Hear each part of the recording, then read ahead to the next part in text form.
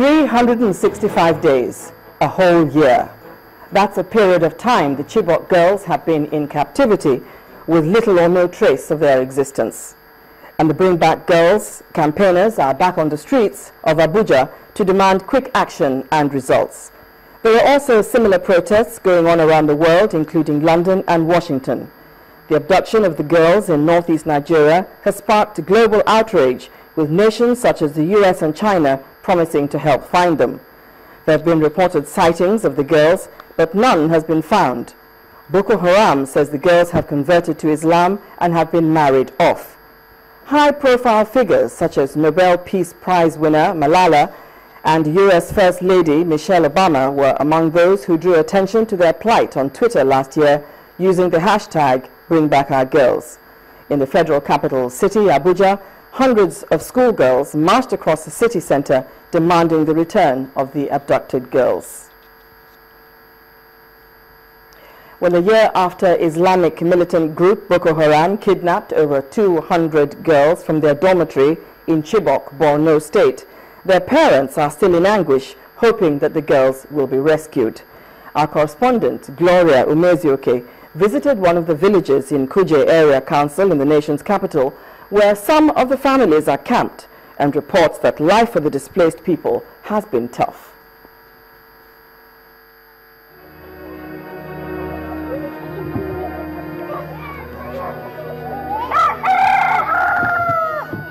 This is one of the villages here in Kuje Area Council in the nation's capital, where some of the parents of the abducted Chibok schoolgirls reside after 365 days of the abduction. The situation here apparently is very tense. Well, I spoke with some of the parents and the sheer agony on their faces is palpable. For several months, they've had to move from place to place to find safety. 30-year-old Monday Iliya, a father of 6 children, is an indigene of Adamawa State, but has been forced out of his home, like many other families, after the abduction of his sister by the Boko Haram militants 12 months ago. I met with him and he narrated his story. As I carry motor come for that time, then packing them inside, so the girl there inside. So when come they talk, say one man there, say anybody when gets chance to come down to run away. So the girl no get a chance for that time. So as my mother come here now, my mother come to worry. Even 2 weeks safe, my mother never eat. People come they tell them say everything don't settle, Buhari don't enter, everything don't settle, make them go house. So as that my father brother go house, they're going to kill him from that place. About 45 families have fled their homes in the northeast and found refuge here. As the plight of the girls remain widely debated, the grim sequence of events since then have taken a heavy toll on the parents.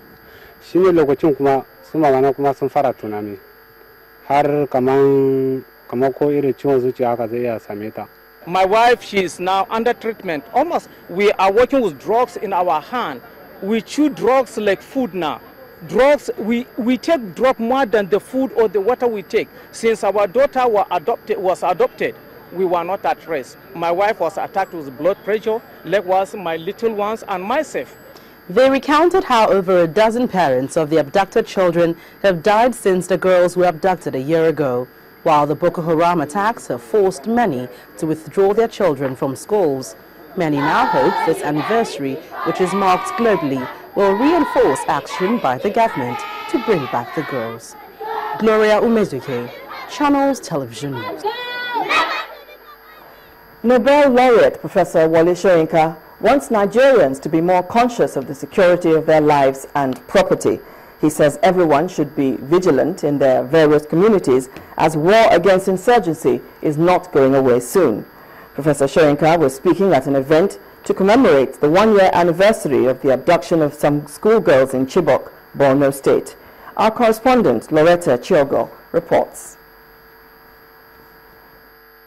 For for the over 200 Chibok girls abducted by insurgents is still on. The government says there's no going back in this rescue mission, but that consistent pledge is yet to give a ray of hope.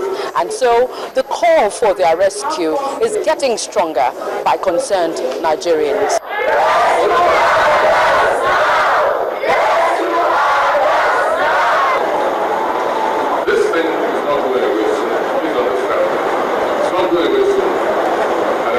Everyone of us here to become policemen and women, police girls and boys, whether you're handicapped, whether you're in a wheelchair, whether you are athletic champion, and also become vigilantes of your community.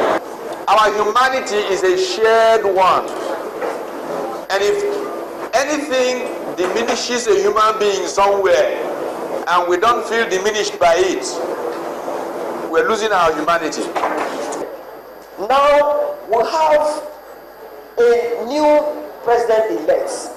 We also want to challenge, and we want to also plead with our government that by May 29, the priority and what Nigerians will be expected, because enough of agonizing. There comes a time in the life of any nation where people must rise up in unity to say enough is enough. Outside the hall, I spoke with some students.